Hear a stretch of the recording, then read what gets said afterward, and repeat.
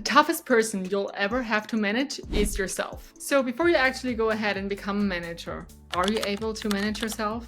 Like truly? In this podcast episode, we're gonna talk about self-management and a part of it that you really do not notice yet. I'm pretty sure because it's rare to have career coaches talk about this. If you listen to that and find this interesting, make sure that you like and subscribe the channel, the podcast, share it with somebody that needs to hear this, that needs to learn how to self-manage properly so that we can have more and more amazing leaders and high performers that truly make it in their careers in corporate. So we're gonna go into different levels of self-management. We're gonna go into what it really means. We're gonna go at the external self-management practices as well as the internal practices for self-management, which are the ones that nobody really talks about these days. And we're gonna really focus on why this internal management matters so much. I'm gonna leave you with some practical steps, and now we'll dive in. Why does self-management matter really that much? It matters because how you lead yourself is how you lead others. And in these times that we're living in with constant changes, like changes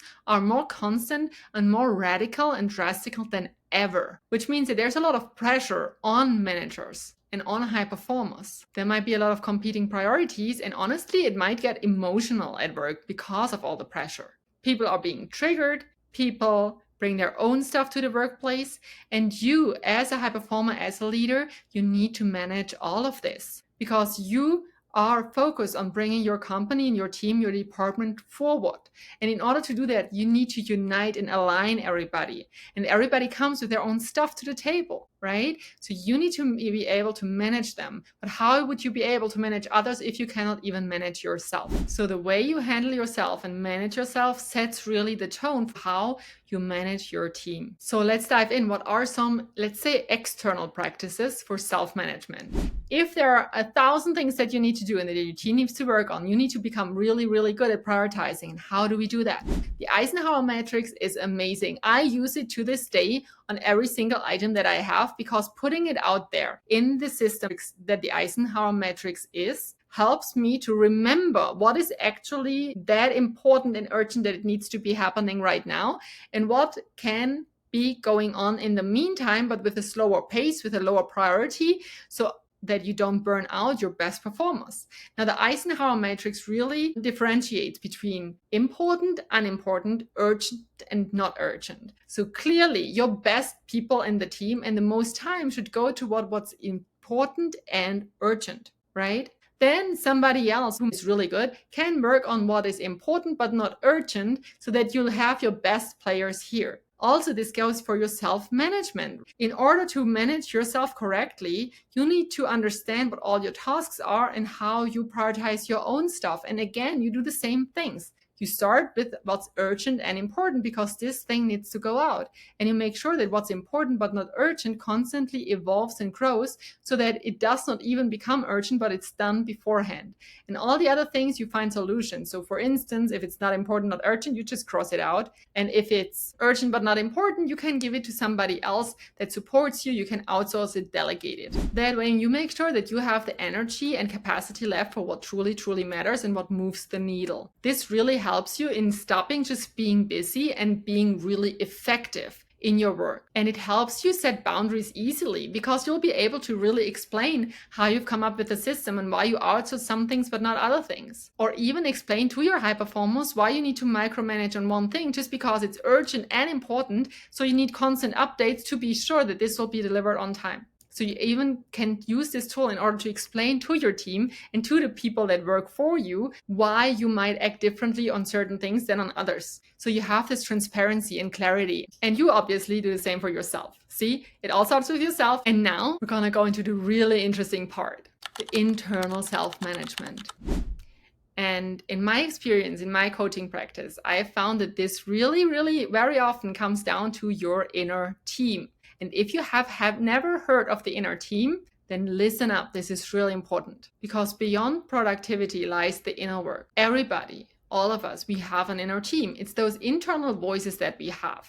Like sometimes, when you feel like, I really want to do this, but I also don't want to do that. typical example of those two different voices, right? Sometimes you have the angel and the devil, but there are a multitude of different voices that we all have inside of us. And they all have different experiences. They bring different perspective to the table. So if we're not aware of that, that is a really big thing, because if we're not aware of our inner voices, we cannot align them. So this impedes us really from being clear and having this clarity for ourselves, for our self-management, right? So what can happen is that one part of you, one inner team member, so to speak, is getting triggered by something and taking over the whole team and making sure that you go into a certain emotional state. You might scream at employees, you might get really frustrated with your boss, whatever it is, those high emotional states, 80-90% of the time indicate that a person, a member of your inner team is currently being triggered. So you, in order to be able to manage that, you need to be able to identify what part of you is being triggered right now, because it's never, nearly never, the adult. It's very, very often a part of you that made a certain experience. Because we in our lives, in our careers, we have patterns that repeat themselves until we understand what's going on and can dissolve them. So this really helps you to become clear on the patterns. So is there something for some specific topic that you get really hurt, that you get shut down, that you want to cry, that you want to scream, that you literally want to jump on the table? Then something inside of you is being triggered. Part of your inner team is being triggered. So the thing is, if you're being triggered, if it's still possible for you to get triggered by a professional career situation, that means that you're not yet fully the CEO of your inner team, because you don't know what's going on, and the trigger is just an emotional response to that. But once you do the inner work, you want to do the regular check-ins with yourself, you can put yourself up for success, because you put your inner team in line and create transparency and clarity also inside you with your inner team, so that you as a whole person can step up your game and really transport this clarity and also out on the outside. You see where I'm going?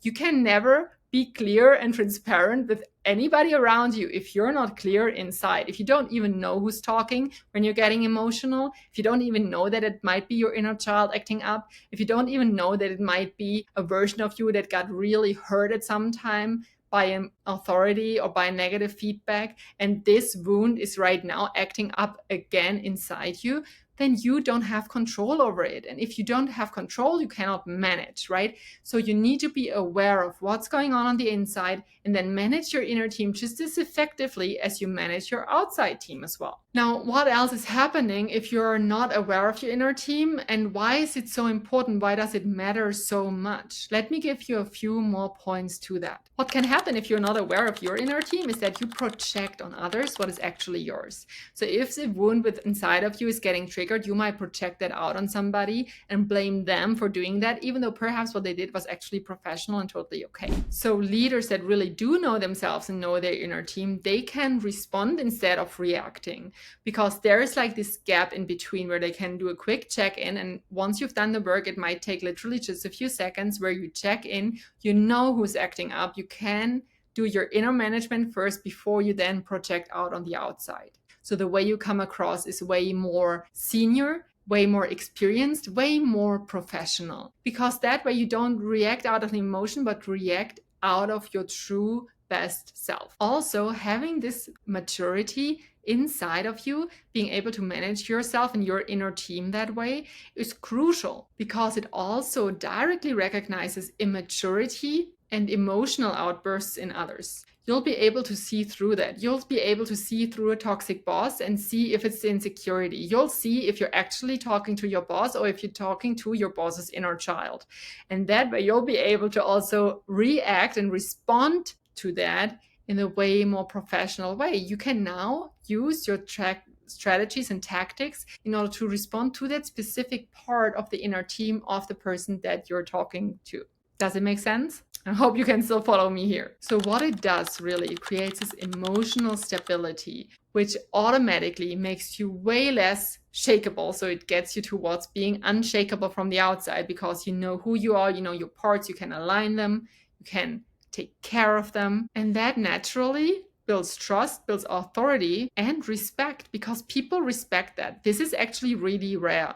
We have come to a state where it's normal to take medication to not hear those voices instead of actually interacting with them and making sure that they heal their wounds so that we as a professional, as a human being, can evolve and come back from another standpoint. This is true self-management. Okay, so if you're totally new to this, let's go into a few reflection prompts that you can use to really get to know your inner team. Let's start with an easy question. Start daily and ask yourself, did something trigger me today? And if so, what was it? Really write it down, all the things that come to your mind. Whenever you have an overly emotional reaction to something that is supposed to be just work, there might be something that is triggered inside of you. And then ask yourself, have you ever lived through this? Have you ever felt the same emotion? And try to go back in your storyline. When has something similar happened to you? When was it the first time that you felt like this, that you needed to defend yourself or your work in a specific kind of way? Because that is the point where you can actually heal it. So check in with that version of you, with that older, former version of you, with that younger version of you,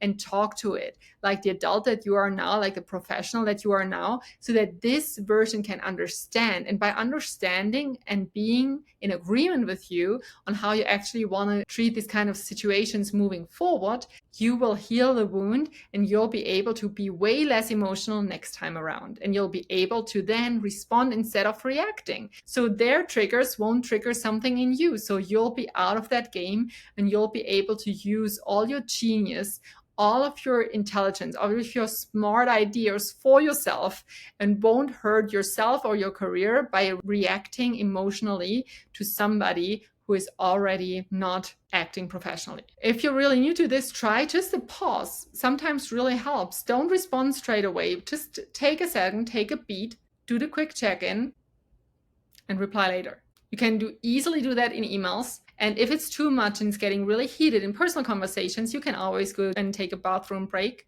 and you do the check-in and you come back. And then I really want to urge you to combine these tools, right? The Eisenhower Matrix was just one example that you can use for management, for self-management, but then also for managing your teams or managing the people around you, even managing your manager. If you're working corporate right now, it's all about management and communication, because no matter where you're at, you need to manage your boss, you need to manage yourself, you need to manage your peers, you need to manage your own team, and you potentially need to manage outside vendors, suppliers, etc. It's all about management and communication, and the way to do it professionally is by taking a look at your triggers, knowing your inner team, and being able to put yourself as the whole person, as the whole human that you are, up for success. So really, if you are already a master in managing yourself, you are the perfect leader that everybody will want to have as a boss. And if that's the case, then make sure that you show up as that person. Or if you're not yet in a leadership position, but you desire to,